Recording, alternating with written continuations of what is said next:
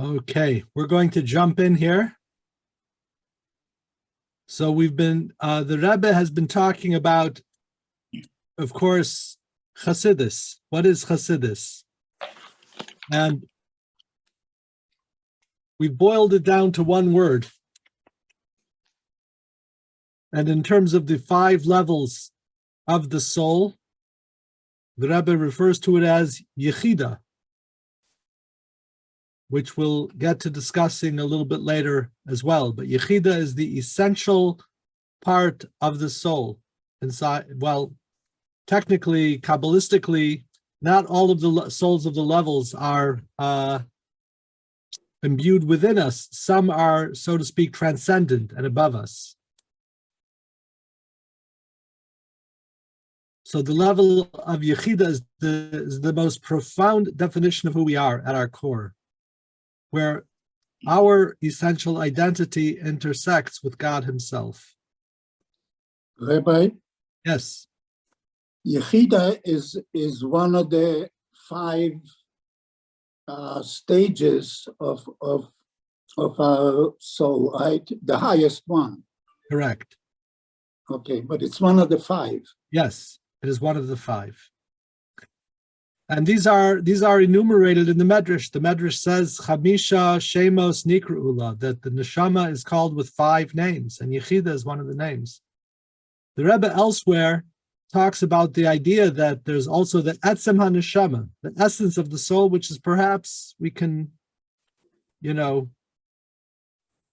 split hairs, so to speak. If we could split Yechida, there's even a more essential part, but we don't need to go into that. I mean, we're talking about really what it's all about, the essence. So it is, the Rebbe has also compared the idea of what Chassidus is all about compared to the idea of Mashiach, the main idea of Mashiach being that he is the Yechida aspect that is the unifying aspect of all souls. And the Rebbe compares it to oil. This is the concept of oil, which is at the very essence of a matter. We have essential oils, which are the essence of the matter. And in terms of being the essence, on the one hand, it rises above, but on the other hand, it permeates the whole. It permeates everything. There's no part that's not connected with it, but yet the oil itself rises above. So these are all some very somewhat abstract ideas of Chassidus. And the Rebbe is now we're going to bring it home to a much larger degree in section 8, which is on page 7.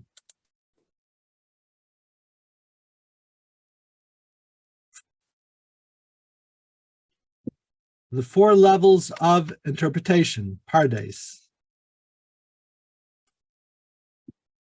The life and vitality which the teachings of Chassidus infuse into all the aspects of the world. So Chassidus infuses the other 4 levels of interpretations of Pshat, Remez, Drush, and Sod. And the Rebbe says it infuses into all aspects of the world. And that includes the miniature world, which is the microcosm, the man, as well as the whole world. So the issue from the vitality that Chassidus infuses into all the elements of Torah and are generated from that life force. For all the elements of creation are drawn from and are derived through the Torah. So one of the recurring themes here is the interconnectedness between Torah and the world that the Rebbe is bringing forth here. That's not the main point the Rebbe is bringing, but the point is that, as we mentioned last week, that Istakel be'oraisa uvara alma, that God looked into the world and looked into the Torah rather, and created the world. So the world is seen as Kabbalistically as the blueprint of all of existence, the whole entire world, which really we mean universe. But the Yechida is going to be infused in the world as it's infused in each of the elements of the Torah, in each of the 4 dimensions of the Torah. And the Rebbe now continues. In the Torah itself, there are 4 levels of interpretation: Pshat, Remez, Drush, and Sod. The Rebbe is going to take the Moda'ani and explain the Moda'ani according to these four modes, these four modalities, and then according to Chassidus, and then show how Chassidus informs and infuses each level with a higher understanding. We'll get to that.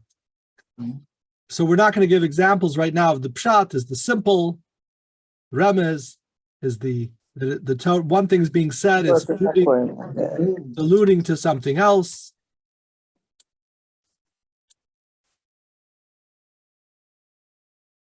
The drush are maybe it's called homiletics. It's lessons that we can take from it. It's metaphoric and standing for other ideas as well. And so there's the esoteric, how it's bound up with God Himself and the various spiritual levels. And Chassidus is going to imbue each one with a life and vitality, as we shall soon see. That is, in addition to the explanations which Chassidus gives to various subjects within all the four parts of the Torah, which negates the common misconception that Chassidus arose in order to explain only the esoteric part of Torah. So we're going to skip that parentheses for right now. The learning of Chassidus also infuses life into every subject. In other words, it's not just a fifth component. It is what we call quintessential. The quintessential means that it's the fifth component that edifies the previous four as well. So the learning of Chassidus infuses life into every subject and all of the parts of Pardes, which we learn in Torah. And the subject then lives in an entirely different manner with an essential life force. This vitality strikingly illuminates and profoundly deepens one's understanding of the idea. I'm not going to give an analogy because the Rebbe himself is going to do this with, as I said, with the Moda'ani. So an analogy for this the Rebbe brings of this concept of additional illumination and vitality in the revealed Torah and in a practical law is as follows. Okay, this is something that maybe we're not all familiar with because we're not Kohanim, and if we are, we're not a Kohen Gadol, and we're not in the Holy Temple. But the Rebbe is going to draw from the laws of the Kohen Gadol on Yom Kippur in the Holy Temple. So the entire service of Yom Kippur is only acceptable when done by him, by the high priest. So the high priest has to perform all of the work, all of the avodah. The entire service in the temple was done by the Kohen Gadol on Yom Kippur. In the same manner that the holiness of Yom Kippur is effective for special services of Yom Kippur, it also affects the daily and extra sacrifices that are in themselves connected to all the regular days of the year.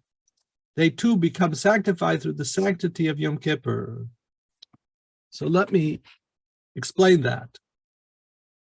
So we have this day of Yom Kippur. Does Yom Kippur have a daily sacrifice, which is the same as every single daily sacrifice? The answer is yes, it does. The daily sacrifice was brought which day? On which day of the year was the daily sacrifice brought? You have to unmute. Every day. Every day, thank you. I just want to make sure you guys are listening. All right, every day, right? So what is he looking for? It's brought every day. It's called the Tamid, the Korban Tamid, which means quotidian, which means every single day. Once in the morning, once in the afternoon. So does Yom Kippur have a daily sacrifice? Of course it does. So the Yom Kippur sacrifice affects the daily sacrifice, and thus subsequently every daily sacrifice is edified, is illuminated by the daily sacrifice brought on Yom Kippur by the Kohen Gadol.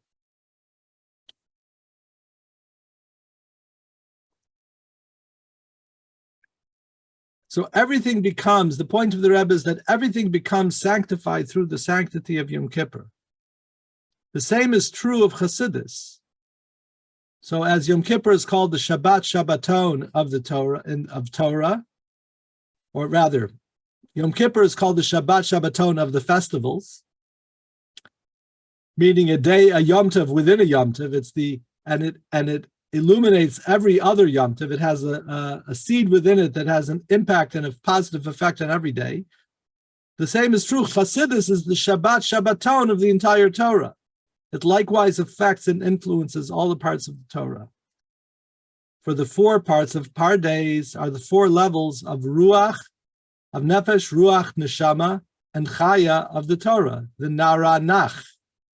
I shared the acronyms with you last week. The Naranach of Torah, and Chassidus is Yechida. And the manifestation and revelation of Yechida elevates all of the other 4 as explained above. So, again, the Rebbe is reiterating this point because it's very important that we understand. We're not just saying that Chassidus is, the most phenomenal. It is the deepest or most profound study. What we're saying is it illuminates all of the other 4, and the Rebbe is going to show us how. Yisrael, please. A quick question. That implies to me that Chassidus was Moshe learned Chassidus on Har Sinai. Is that correct? All the secretive parts of the Torah. So the kernel of Chassidus was there. It wasn't called Chassidus. You can find components and elements of Chassidus in the Talmud, but it wasn't, shall we call, the revealed study of Chassidus. Just like until you had the revealed study of Kabbalah took quite a ways, took quite a time. So everything existed beforehand as like a kernel. You had the kernel of Chassidus that was there, but it wasn't the expanded study of Chassidus. So Chassidus, on the one hand, it's an absolutely new teaching, and as we learned above, it's a new illumination of the divine light that has never been revealed before. On the other hand, it's nothing new, because the kernel for it existed before. And we have this in many areas of Judaism. Like I mentioned before, philosophy, Jewish philosophy. Did Moshe know Jewish philosophy? Well, of course he did. But it wasn't articulated as Jewish philosophy, right? Does the Talmud speak about Jewish philosophy? Yes, it does, but it's not called Jewish philosophy. The study of Jewish philosophy started in the 11th century or so, and continued on. So the Musar movement, is Musar contained in the Torah? Did Moses study Musar? Of course he did, but it wasn't called Musar. You understand what I'm saying, Yisrael? Yes, I understand that. So by an analogy, okay, Torah Shel Peh, as documented in Mishnah and Gemara, okay, so analogous to that would be the documented revelation of Chassidus and Kabbalah from the Zohar and its earlier writings. Is that correct? I mean, is there an analogy there? Yeah. Okay. If you want to talk about Torah Sheba'al Peh, the oral tradition, there are aspects of the oral Torah that were 100% revealed to Moshe at Mount Sinai. Okay. There are other aspects, for instance, there are other aspects of Torah Sheba'al Peh that became articulated and manifested in later generations. Let me ask you, did Moshe celebrate Hanukkah? Certainly not. About it. No, he did not celebrate Hanukkah. The Hanukkah story didn't happen, but is Hanukkah contained within the Torah? Well, the answer is, the Torah says that you shall listen to what the rabbis teach and institute throughout the generations. Right? So that's a very collective, a general idea that Moshe himself teaches, but that includes within it all of the rabbinic enactments of later generations. So it's there as a seed in a kernel form, the seminal idea, but not the expansion of the holiday itself. And many things with the Torah Sheba'al Peh, many of the details of the Torah Sheba'al Peh, some of them were given to Moshe directly, or what we call halacha leMoshe Misinai, The halachas were taught directly and expressly to Moshe at Har Sinai. Other aspects, even of the written Torah, were not necessarily articulated to Moshe. They were learned out by the rabbis in later generations. Okay. Thank you, Rabbi. You're welcome. So this is, in general, it's a general idea that the Torah is, the essential Torah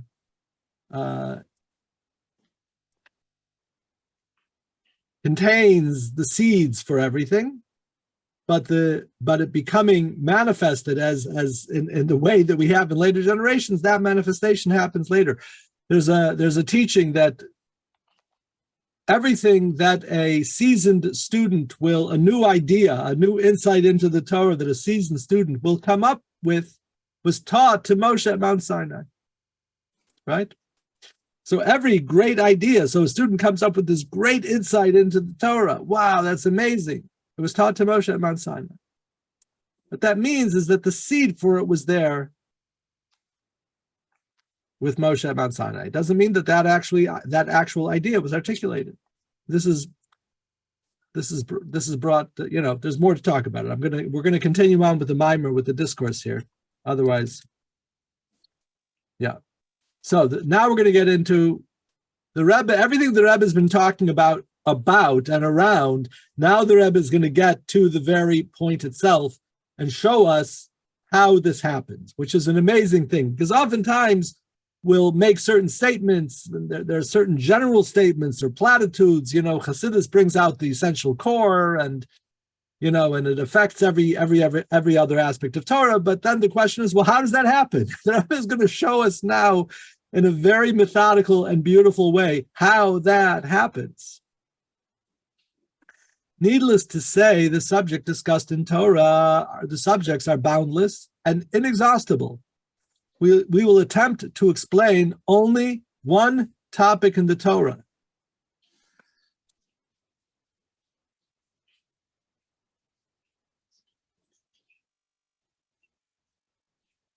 We will attempt to explain only one topic in the Torah as it is interpreted according to Pshat, according to Remez, according to Drush, according to Sod. Okay?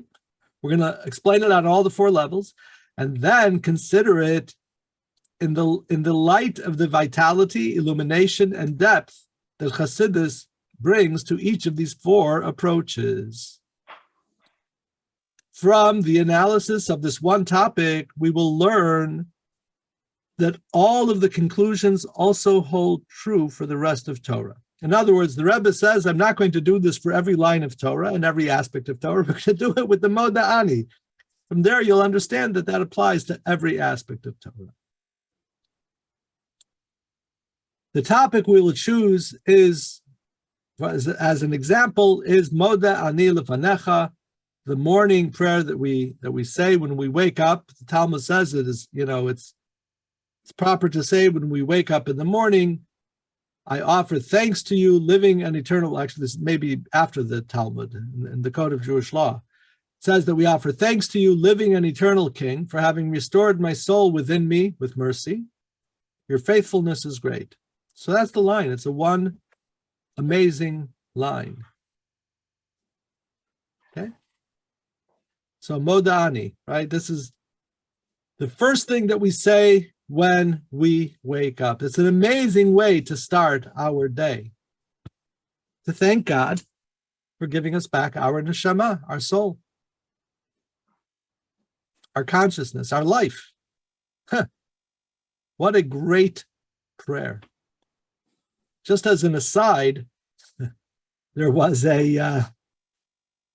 a story told. This is told on YouTube now. You can find it from JEM, from Jewish Educational Media. They interviewed a lot of people who had different experiences with the Rebbe. This is quite a cute one. So there was a boy. Now he's an older man. Now he's an old man. There was a boy who used to deliver groceries to the Rebbe's mother on President Street in Crown Heights. So he'd bring the groceries, and she was very nice. She'd always give him a tip. And And at one point, the boy, maybe he was 10, 11, I don't know how old he was, something around that age, he asked the Rebbitzin, what is the Rebbe's favorite tefillah, his favorite prayer? What is his favorite prayer? Is, there's a lot of prayers. There's the Ashrei, there's the Amida, there's the Shema, there's, everything. So the Rebbitzin said, that's a good question. I don't know. I'll have to ask him. So the next time he came by, she said, I asked the Rebbe, and he said his favorite prayer is the Moda Ani. So very, very interesting to get this little life insight into the Rebbe, that this was the Rebbe's favorite prayer. The Rebbe is about to list why he chooses this prayer, but he doesn't put, that's my favorite prayer. He doesn't put that as the reason, but sometimes that's the driving reason behind everything, right? So the reasons for this choice are the following.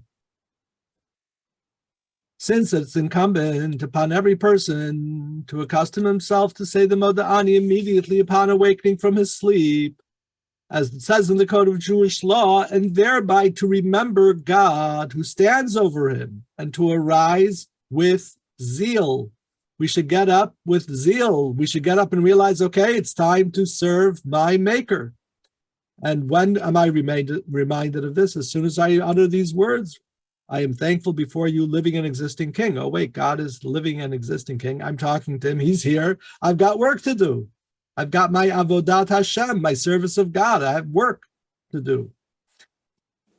So this statement is the foundation and beginning of a person's service, namely the fulfillment of all the teachings of the Torah and of his life and the rest of the entire day. It's all founded on this beautiful, firm foundation of the reciting of the Moda Ani. So that's number one. So it's the foundation of the whole day to remind us of our whole service. Number two, the idea behind this saying is that one should contemplate and immediately upon awakening before whom he lies. I missed a word there. One should contemplate immediately before whom he lies, before the King of Kings, before the King of Kings, the Holy One, blessed be he, as it's written, behold, the heavens and the earth I fill. Of this should one be aware during all his dealings and affairs. This is a great principle in Torah and a distinguishing quality of the righteous who walk always before God, as it's written, I place God constantly before me. In Tehillim writes, Shiviti Hashem lenegdi tamid. That is to say, the whole day should be conducted in this manner. So the idea of reciting the Moda Ani is not so that I say, okay, I've remembered God, now I can go on with my day. No, quite on the contrary. We say the Moda Ani because it underscores that this is really the idea of our whole entire day, to keep God before us always.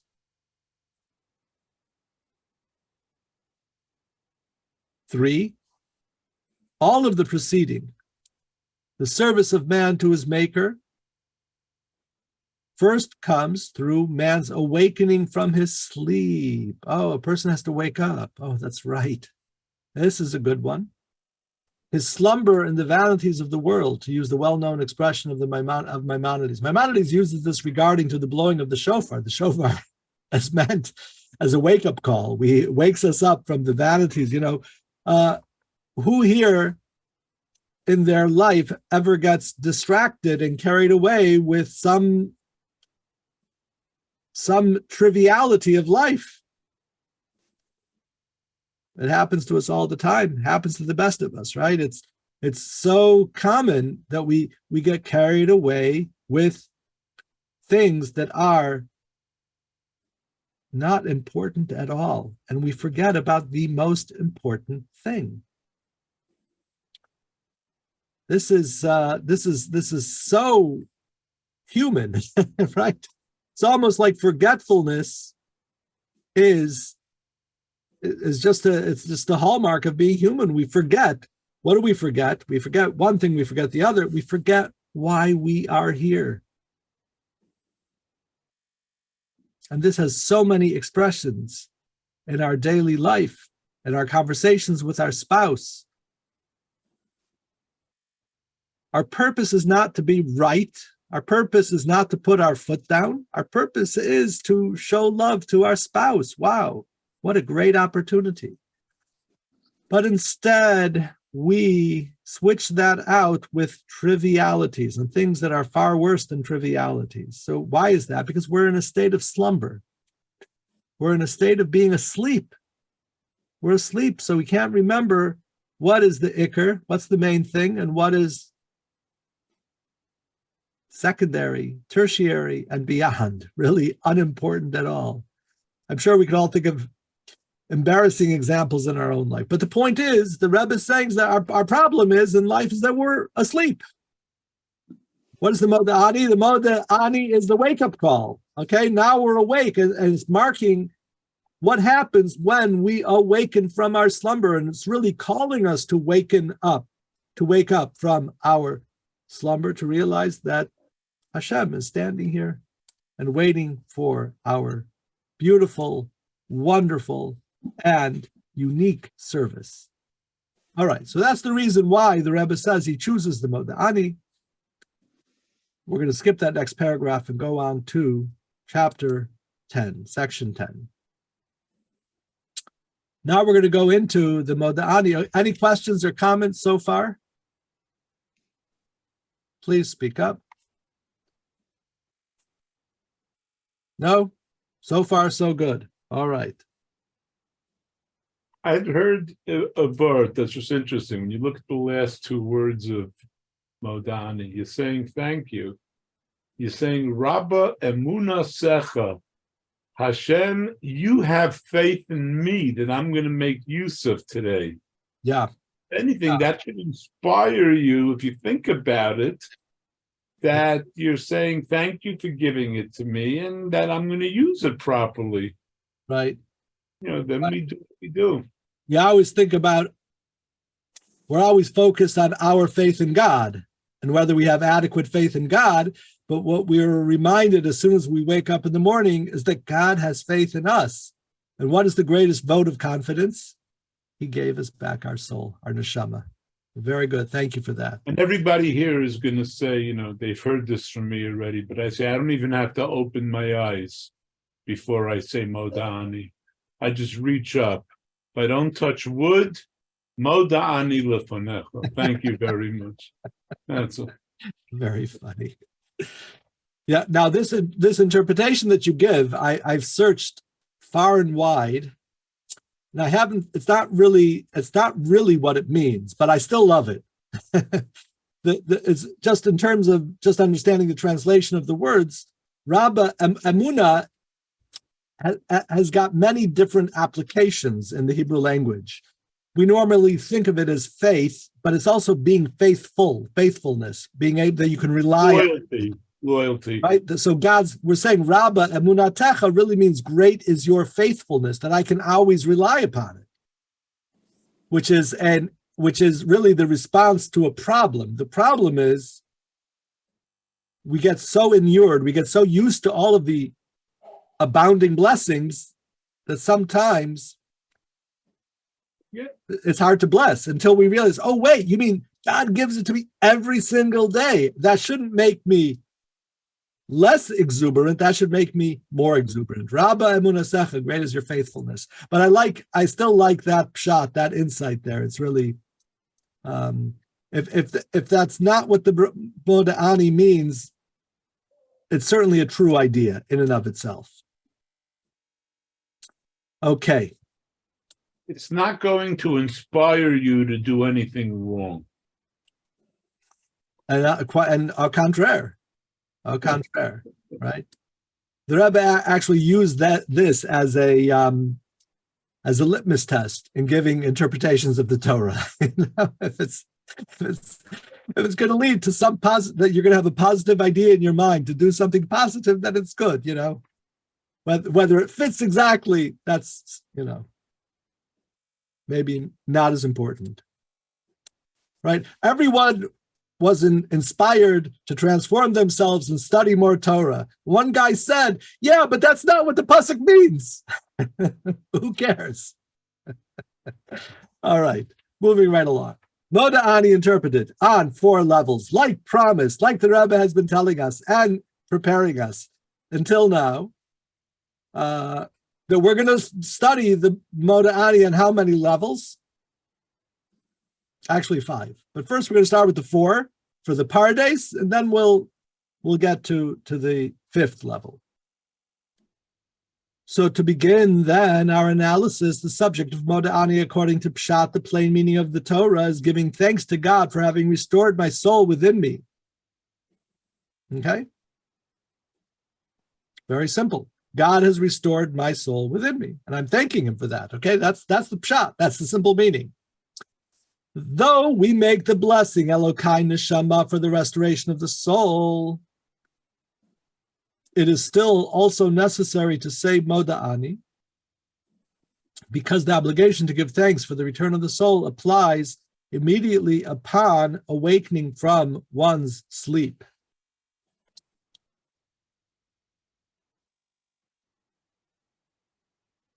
Okay, this is a little complicated.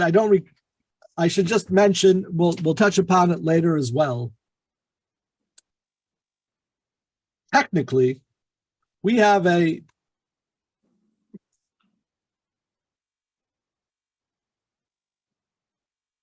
blessing that we say in the morning blessings. So after one has gotten out of bed, one has, washed their hands and their face, maybe taken a shower, brush their teeth, you get dressed, then you start saying the morning blessings. You say a blessing of Al Natilat Yadayim, right? And then you say a blessing of Asher Yatzar Et Adam, thanking God for the body, the amazing machine of the human body. And then we thank God for the soul. We say, God, the soul that you have placed within me is pure. You have created it, you have formed it, you have blown it within me, and you keep it inside of me, etc., etc. And then we say, blessed are you, God, who restores the soul to a dead carcass.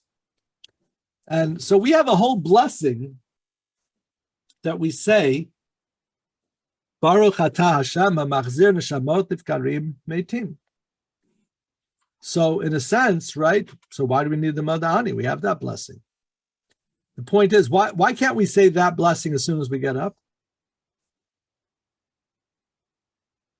We wake up, and we can say that blessing. In fact, that's what the Talmud says one should do. You wake up, you open your eyes, and say this blessing of Elokai Neshama, God, the soul that you put within me. The problem is, we're not in a state of purity. The hand, while we're sleeping, the hands may have gone to touch places that that you're not allowed to say a blessing. You have to first wash your hands. And so the point is that the rabbis then instituted, well, as soon as we wake up, we can say the Moda Ani, which doesn't have the mention of God's name. And since it doesn't have a mention of God's name, the fact that our hands and our whole self are in a state of impurity a little, doesn't hold us back, doesn't preclude us from saying the Moda Ani. So the Moda Ani is put into a formulation that we are allowed to say it as soon as we wake up, and that's the point.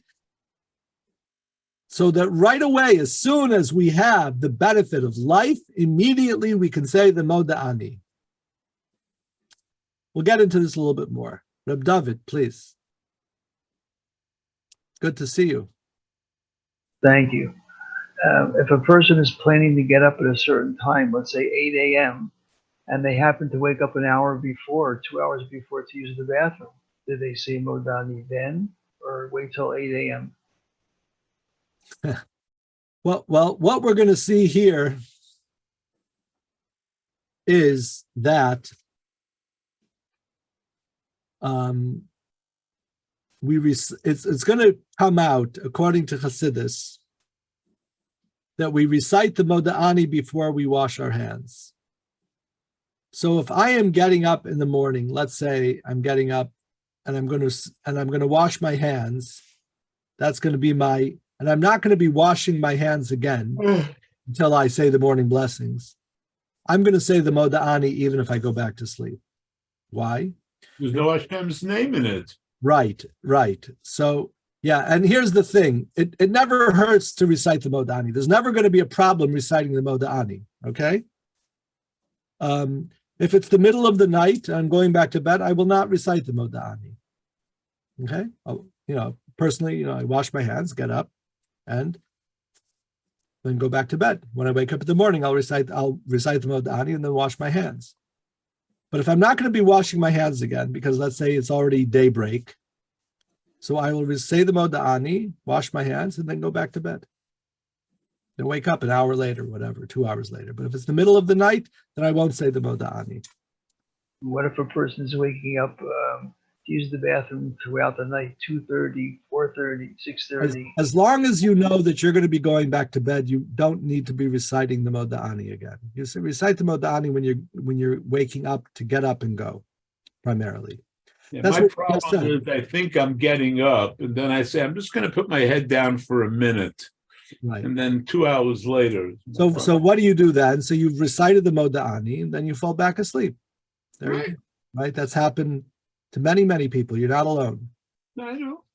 Right? And so when you wake up again, you can say the Moda'ani again. I mean, there's not a halacha about it. Honestly, it's not something that anyone has to write on because there's no problem with reciting the Moda'ani. The Moda'ani really at the end of the day is a practice.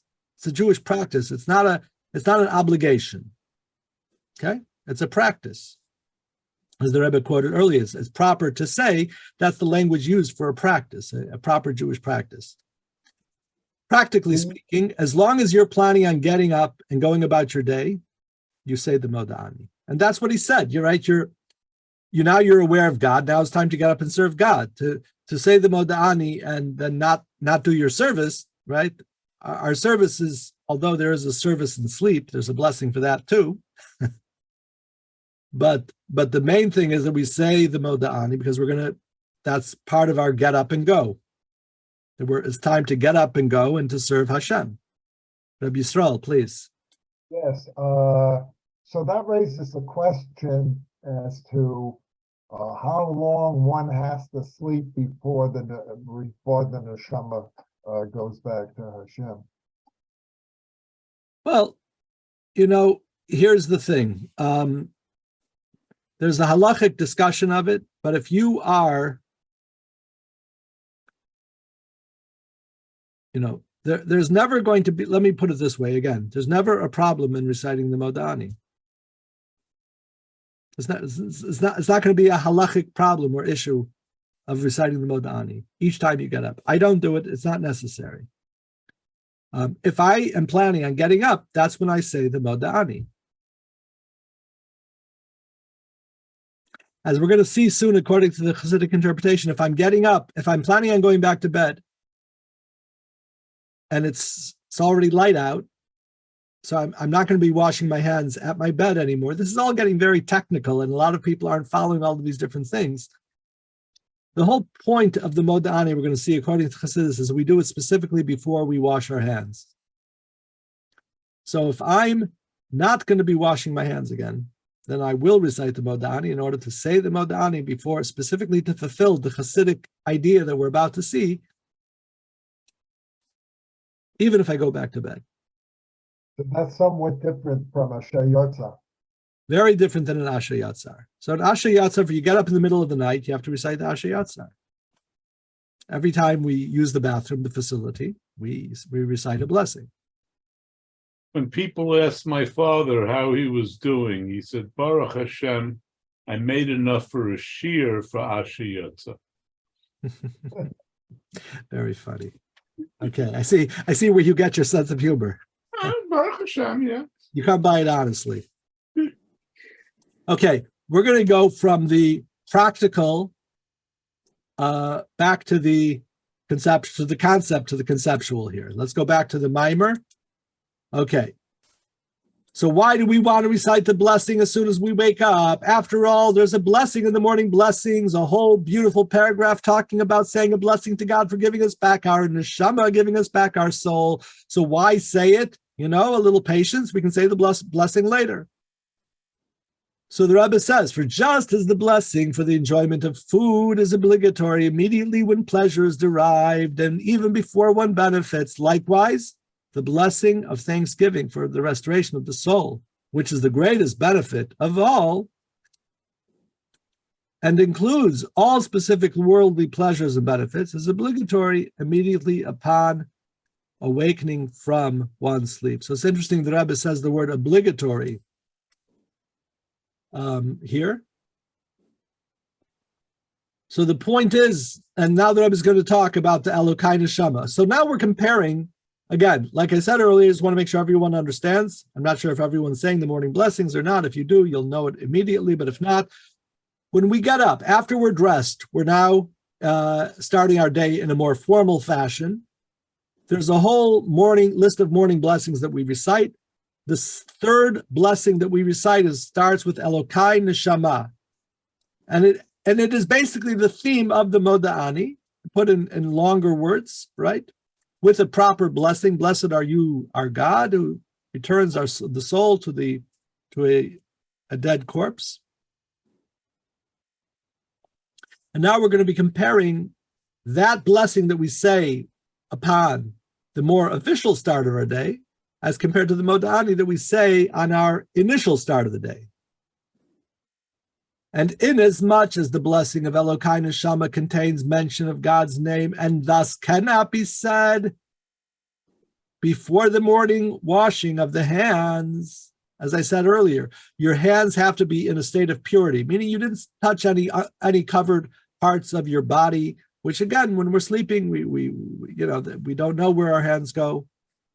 So you're not allowed to recite a blessing as soon as you wake up.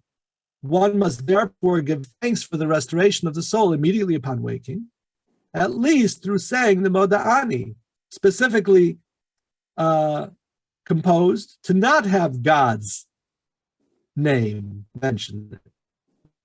It's still necessary to say the blessing of Elokai Neshama later, for not only does the blessing Elokai Neshama contain certain details not found in Moda'ani, but also in Moda'ani there's no mention of God's name. Blessing that doesn't contain God's name is not truly a bracha. To have a bracha, you have to have what's called Shem Umalchut. You have to have God's, the specific name of God, the Yud-Ke Vav-Ke that we say is Adoshem, and Melech. Well, in the Moda'ani, we do have Melech, right? We have Melech, Chai, V'Kayam, but we don't have the name of God, so it's not a blessing. So all of the above will help us to understand why in Talmudic times Moda'ani in fact was not said, and only the blessing of Elokai Neshama. So the Moda'ani is not in the Talmud. The Talmud says, and I'm thinking, what I'm going to do here is to just bring up the Talmud that discusses this. Just going to pull it up in Sefaria here. So Gemara Brachos.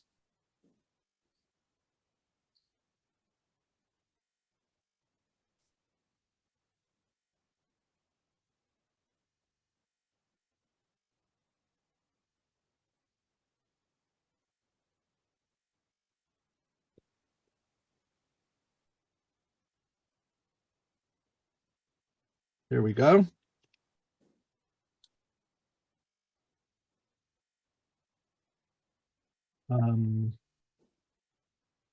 So it talks about what we say when we lay down to sleep. When one awakens, he recites, okay? So this is from the Talmud Tractate Brachot, page 60b.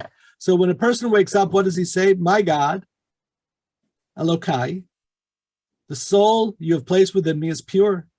You formed it within me. You breathed it into me. You guard it while it is within me. One day you'll take it from me and restore it within me in the time to come. Meaning now we're talking about death and resurrection. It really is quite an all-encompassing blessing here.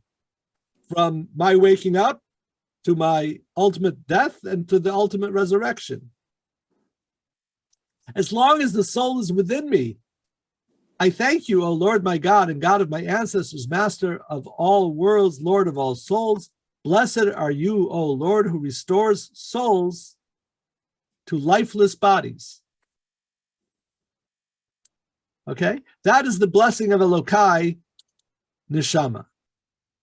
Now that's what the Talmud says. One should recite as that. What did we just say? What did that? Whoops, sorry. When should one say that? It says here, when one awakens, he recites this, right? We take a look in the commentaries. Rashi doesn't say. But of course, in fact, we don't say this today when we wake up.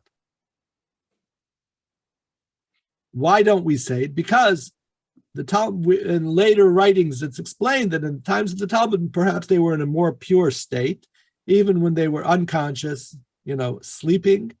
They wouldn't. They still guarded their hands in a better way. Rabbi, Yes. we just say Bechemla Rabba Emunatecha. In the Moda'ani prayer, right? Right, in the Moda'ani. But then in the morning blessings, there's a larger paragraph. Or in the blessing themselves, yeah. Yes, the morning blessing, Berchot HaShachar. This is before Netilat Yadayim, we just say, Bechemla Rabba Emunatecha. Exactly. So all of the above will help us understand why in Talmudic times the Moda'ani, in fact, was not said, and only the blessing of Elokai Neshama was recited. For in Moda'ani, there's nothing new or additional to the blessing. On the contrary, saying Moda'ani is required only in our times in order to think that thanks may be given immediately upon waking from sleep. In the Talmudic era, they said the Elokai Neshama as soon as they woke up, and thus Moda'ani, there was no need for Moda'ani. So Moda'ani is a modern prayer. It's just like 1,500 years old or so. Mamish, a new prayer. Ashmi is much older. The Amidah is, 2,500 years old. The Shema, 3,500 years old. You see? So each of the prayers has its time. Moda'ani, it's like a new kid on the block. But in the times of the Talmud, they didn't say Moda'ani. Why? Because they would say the full blessing as soon as they woke up. This is getting a little bit technical. Don't worry about it. If you're not quite getting the technicalities, it'll still become clear later. The basic idea of the Moda'ani, the simple level, the pshat level is very clear. We're thanking God for giving us back our soul. We want to be able to do that as soon as we wake up in the morning, as soon as we experience the gift, we want to recite the thank you. Now, proceeding to the level of Remez, the idea of Moda'ani is that the restoration of the soul every morning is alluding to something else. We're saying one thing, but it's hinting to something else entirely. It alludes to the resurrection of the dead. For sleep is called 1/60th of death, and the Talmud says that when you wake up, that's really a restoration of life. Sleeping is 1/60th of death. And hence, the restoration of the soul upon awakening is of an order of a resurrection. So every morning when we wake up, it's a mini Techiyat HaMetim. It's a mini resurrection of the dead. And that is the meaning of, for having restored my soul within me, great is your faithfulness from this restoring my soul within me. We know that great is your faithfulness for the resurrection of the dead. We have faith in you, right? Great. We know that in the future also you will bring the dead back to life. That is the meaning according to the Remez. Continuing. Rabbi, Yes. I wonder if you can explain to me what is the rush usually, like before you take a drink of water, that you have to finish the prayer and have already started drinking the water. You couldn't separate the two. Right. And so forth, and other blessings too. Before you eat, before you touch the food in your mouth, you have to say the blessing. Why not when you drink that you can say the blessing, or when you eat already, you take a bite and you say the blessing? The simple explanation for this is, the Talmud says, the Talmud brings two verses. It says, LaHashem ha'aretz u'molo'ah, that the world and everything in it belongs to God. It all belongs to God. Then it brings another verse, that Hashemayim Shemayim LaHashem, the heavens are the heavens for God. The ha'aretz natan Livnei Adam. and the earth he gave to a person. So the Talmud asks, seems to be contradiction. The Talmud answers very beautifully. Here, kan kodem habracha, kan la'achar habracha. When it says that everything belongs to God, that is before we recite the blessing. So before we recite the blessing, we have no permission, we have no authorization to take that food, because it all belongs to God. Once we recite the blessing, now ha'aretz natan livnei adam, now he's given us permission. So the blessing in that sense is a permission. Yeah, but why do you have to rush and do it immediately after the blessing? Because the blessing has to go on what we're eating, and it doesn't. The blessing has to be going on what it is that we're doing. Okay, so therefore you want to make sure that there's no disruption or interruption between the blessing and the action. I see. Okay. Right? So you want to make sure that that it's connected. Now, different things have different ways to be connected, right? Yeah.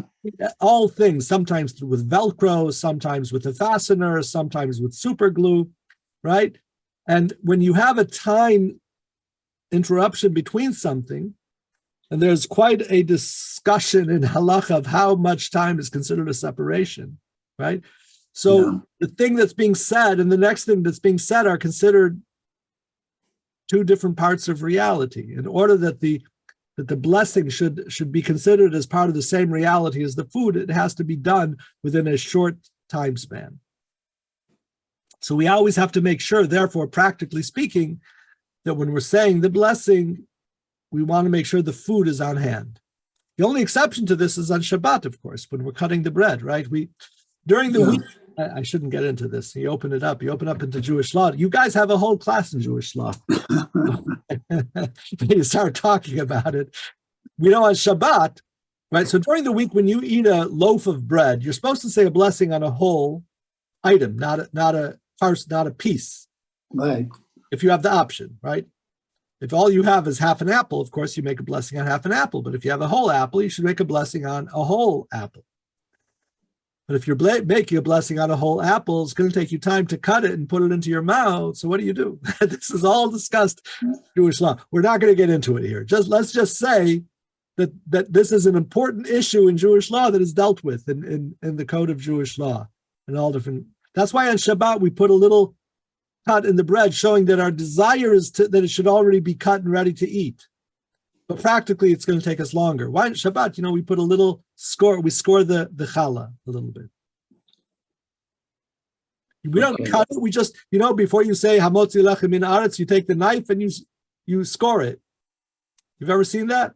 Yeah. I don't score really. I just run it over. But that's the Chabad practice. The Chabad practice is we don't even score it. We just run it over, right? Yeah. We score it. Most of the world, they actually score it just a little tiny bit. No, very, a millimeter difference between one and the other. Why are you doing that? Because we want to show that our intention is to eat it immediately. Even practically, we're not going to be able to because we have to cut through the whole thing and dip it in the salt and then eat it. Yeah. But we're scoring it to show our intentionality of connecting the blessing to the eating. So we're showing our intentionality of that. That's what that whole purpose is, of the running the knife over the top. Okay, back to Chassidus. Thank you. You're welcome. Yes, it's good. We should have questions now because now we're up to the homiletical, and I don't think we're going to jump into that before the end of the class. Anna, please. You are muted, Anna.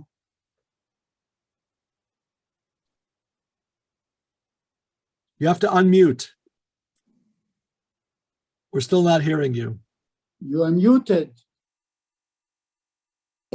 Okay, I would like to know maybe that I'm sorry that the question is so simple.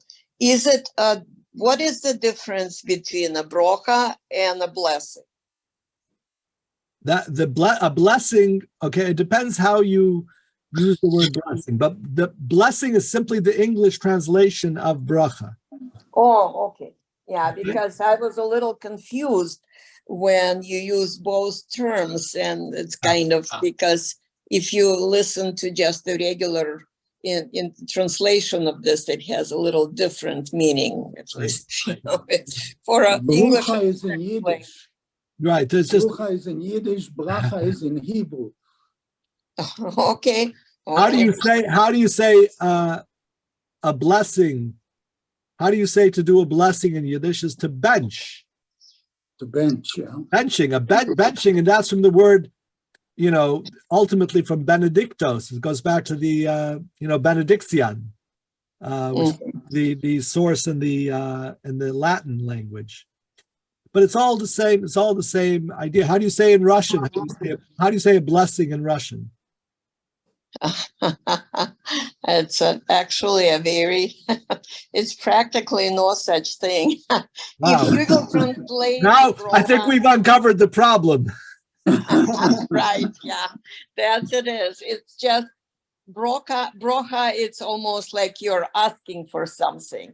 And blessing is like someone is giving it to you. That's what, in my, that's why I was a little bit confused. Conceptually, bracha has a lot of different components to it. With a bracha, are you asking for permission? Are you saying thank you? Are you praising God? It's all of that. So really, that the whole idea, if I give you a blessing, what am I doing? Right? So there's much more to say about blessing, but that's not the topic of Modani. We're going to save it for a discourse where we're talking about blessing. We'll talk more about that. Okay. So far we have the simple understanding of the Modani. Now we have the amazing level of remez that when we say the Modani in the morning, it's alluding to the fact that great is your emunah. I have faith in God. It's an interesting thing. We were talking about with Isaac. We were saying that what is the word? Your faithfulness is great. Great is your faithfulness, right? Usually, if I'm talking about how faithful somebody is, it's usually my reliance on them for something else. It's usually not something that the person has already done, but that person is so faithful, I can rely on them for something they're going to do for me. Not something they already did for me, right? If they did something for me, I'm going to say they're reliable. But if I'm using the word faithful, not entirely, but generally, if I'm saying, that person he's so faithful, that means that I'm expecting something from him tomorrow or the next day. And I think that might be the reason why in the remez level here, we're not talking about the fact that I just woke up, because that God is already done. But actually, there's a faith. God is emunatecha, that your faithfulness is that you're going to do something for the future. And that is the idea of the resurrection from the dead. Just a thought, a possibility on that. Faithful is he's ready to do things for you. He's willing and ready. But not what was already done, I mean, he is faithful because of what he's done in the past, of course. But when I'm talking about the person being faithful, that's my expectation for the future. So, okay. Thank you all for joining. Any questions or comments? Thank you, Rabbi. Thank you, Rabbi. You're very welcome. My pleasure. Thank you, Rabbi. Thank you, Rabbi. Thank you, Rabbi.